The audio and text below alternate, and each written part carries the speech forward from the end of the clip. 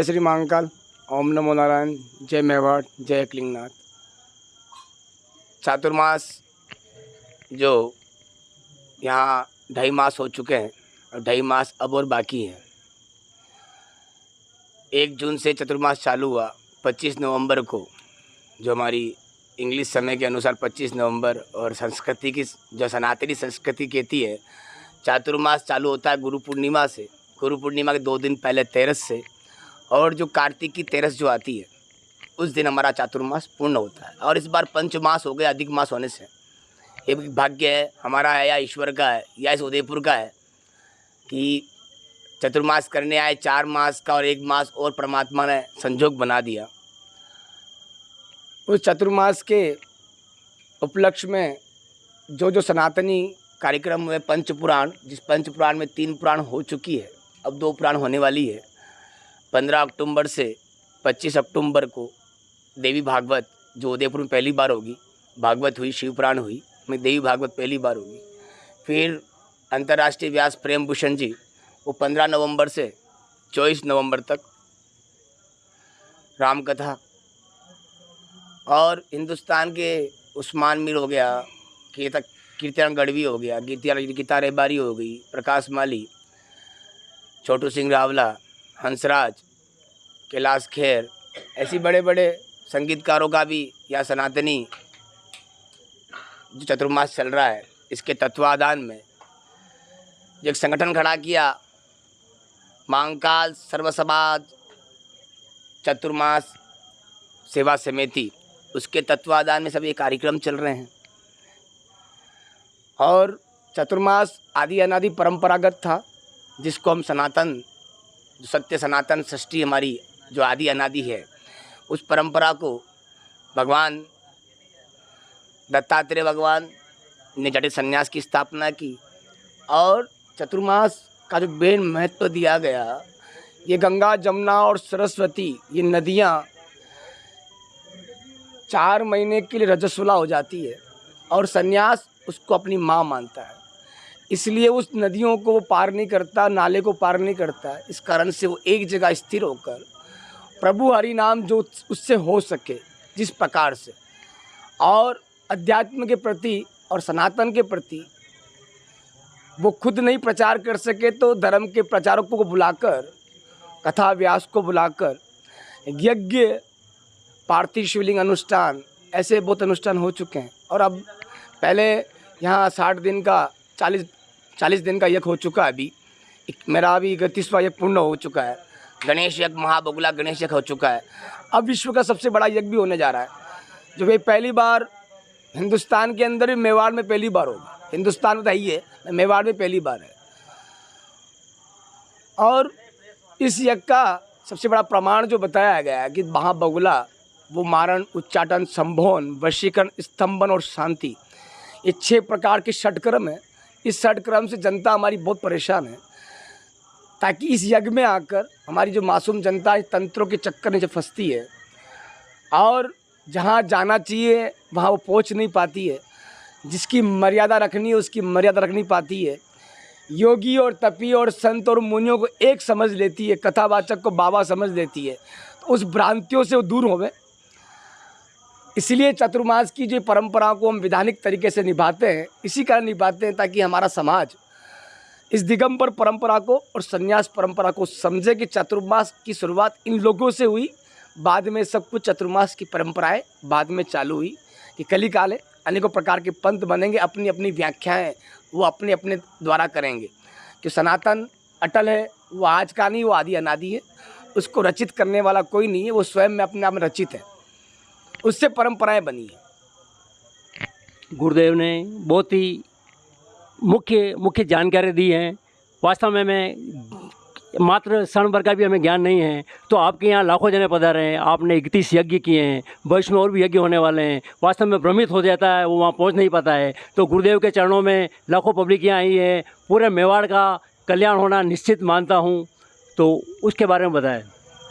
इस मेवाड़ को चुनने का मतलब यही तक मेवाड़ अरावली पर्वतमाला का मनापी स्थल है, और यहाँ यज्ञ होने का मतलब पूरे विश्व को शांति मिलनी है, 10 दिन का जो ये माँ बगुला का यज्ञ है, उसमें 10 महाविद्या का जो प्राकट्य और जो पूरी प्रणाली, जो परंपरा बनी हुई तंत्र कौल के द्वारा, कौल तंत्र के द्वारा, जो कौल उपासक हैं हिंदुस्तान के, उनको बुलाकर, और कौल सन्यासी और कौल ब्राह्मण, इनके द्वारा इस अनुष्ठान को किया जाएगा, ताकि हम इस सनातन को उस मूल तत्व पहुंचा पाएँ और हमारा धर्म और आने वाली जो प्रगति और आने वाली जो राजनीतियाँ हैं वो भी एक प्रबल बल से काम कर सके, ताकि हमारी नर सेवा नारायण सेवा, नर सेवा नारायण सेवा, नारी सेवा शक्ति सेवा का जो उपदेश जीवन का जो है ये पूरा हो सके। यज्ञ हमारी स्वयं जीवन का एक प्रगति है, और प्रगति 33 कोटि देवताओं को हम सनातन मानता है।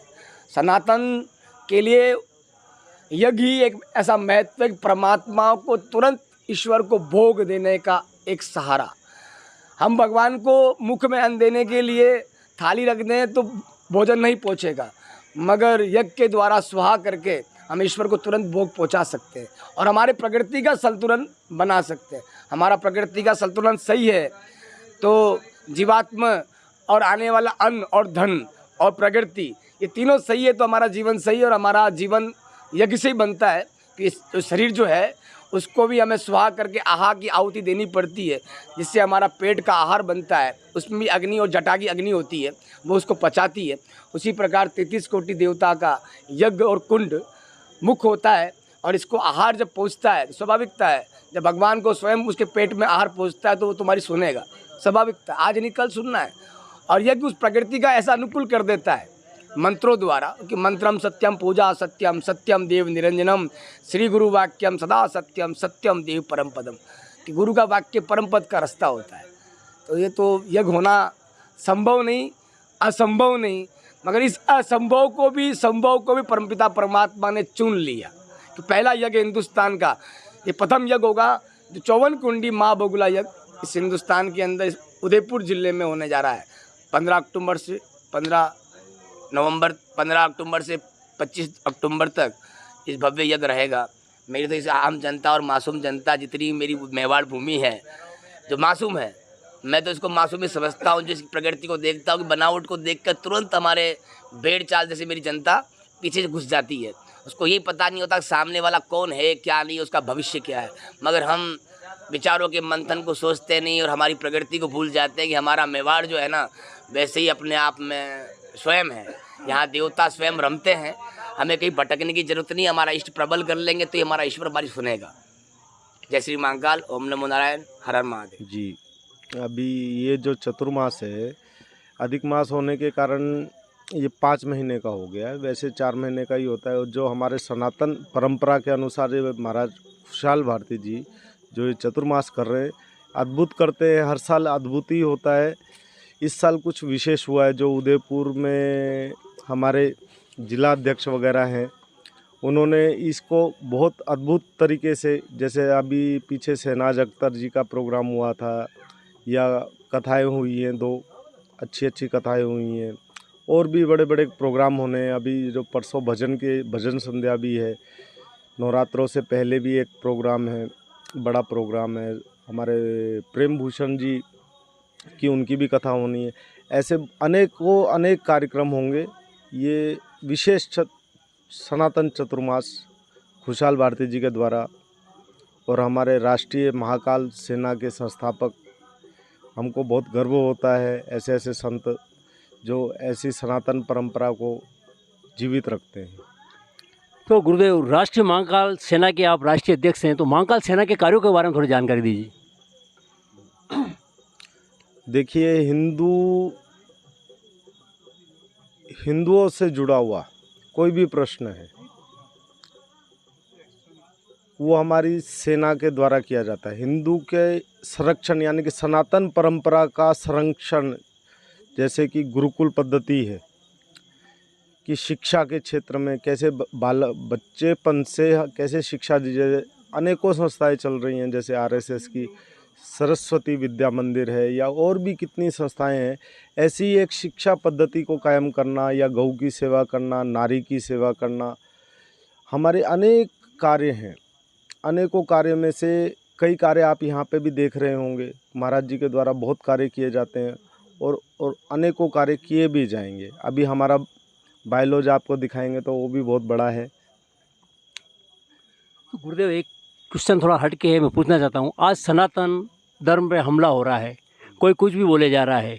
सनातन धर्म को क्या हिंदू से अलग किया जा रहा है, क्या एक है, क्या है, कुछ समझ नहीं पाते आमजन। उसके बारे में, सनातन और हिंदू के बारे में कुछ जानकारी दीजिए।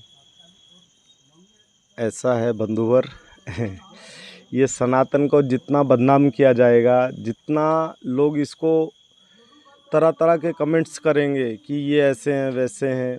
अभी ये गणेश विसर्जन के ऊपर चल रहा है कि गणेश जी की मूर्तियों को ऐसे, हमारी हिंदू परंपरा भी कुछ ऐसी वो है कि भेड़ चाल चलते हैं कि एक आदमी ने गणपति को क्या नाम है विसर्जित किया तो सारे ही गणपति को विसर्जित करते हैं। तो उसके क्या नाम है, एक ये नहीं सोचते हैं कि क्या हमारे पर्यावरण को नुकसान होगा या नहीं होगा। तो एक भेड़ चाल जैसी होती है। एक हम ही खुद लोगों को उपवास का वो बनाते हैं कि लोग हमारी परंपराओं का उपवास करें, या हमारा उससे कुछ नहीं होता। जितना उपवास करेंगे उतना नाम होगा।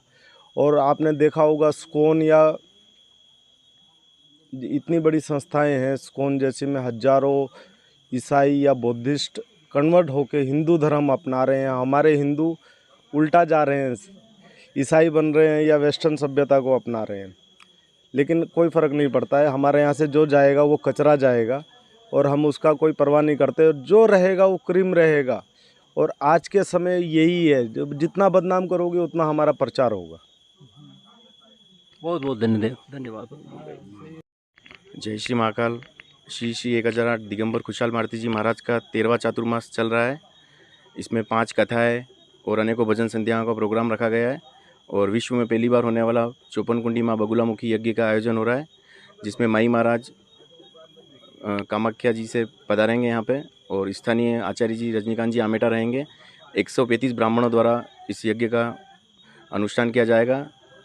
सभी भक्तों से अनुरोध है अधिक से अधिक संख्या में पधारें और 10 महाविद्याओं के साथ ये यज्ञ संपूर्ण होगा। थोड़ा विस्तृत रूप से बताएं। 54 कुंडी यज्ञ कहते हैं और विश्व का पहला है, तो 54 अलग अलग हवन कुंड बनेंगे, क्या बनेंगे? हाँ, 54 कुंड अलग अलग बनेंगे। इस पे हर कुंड पे अलग अलग आहुति लगाने के लिए अलग अलग पंडित रहेंगे और पूरा 10 महाविद्याओं के साथ विधि विधान से पूर्ण होगा ये यज्ञ।